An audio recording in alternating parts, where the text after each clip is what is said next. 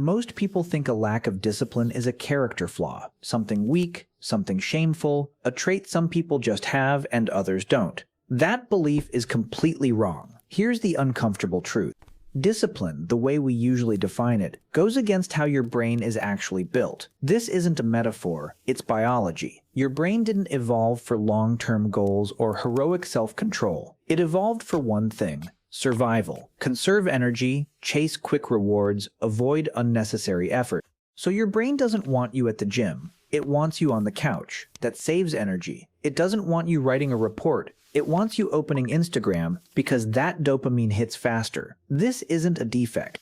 It's just biology, colliding head-on with a modern world that demands the opposite. Quick thing, we're working toward our first 1,000 subscribers here, and it genuinely helps if you hit subscribe. When you try to force discipline through pure willpower, you're basically trying to out-argue millions of years of evolution with a motivational quote. And it doesn't work, at least not for long. Behavioral researchers have found something deeper here. Real discipline doesn't come from force. It comes from design. The most consistent people you know aren't stronger or more motivated than you. They've just built systems that make the right behavior easy, automatic, and nearly unavoidable. Let's talk about environment first. Say you decide to start working out. You're motivated, ready to change everything. Then morning comes. Your gym clothes are crumpled at the bottom of a drawer, your shoes are in the closet, it's cold outside, and the couch is 3 feet away with your phone already in your hand. That's not a willpower failure. That's a poorly designed environment beating you before you even started. Researchers call this choice architecture, the idea that behavior follows what's closest, easiest, and most visible. In one well-documented study, simply moving water bottles to the front of a cafeteria instead of the back increased water consumption and cut soda sales, with zero campaigns or restrictions involved. Nothing about willpower changed. The environment did. Apply that to your own life. Want to read more? Leave the book on your pillow, not in a drawer. Want fewer phone distractions? Turn off notifications. Physically hide the thing. Discipline isn't effort. It's preparation. Quick question for the comments. What's one thing in your space right now that's quietly working against you? Here's the thing though. Environment alone doesn't explain everything. What if you could go further and actually hijack the habits your brain already runs on autopilot? If this is making sense, subscribing genuinely helps us reach that 1,000 mark faster. Let's keep going. This is where habit stacking comes in. Your brain runs on loops: cue, routine, reward. You already have dozens running automatically. You check your phone the second you sit down.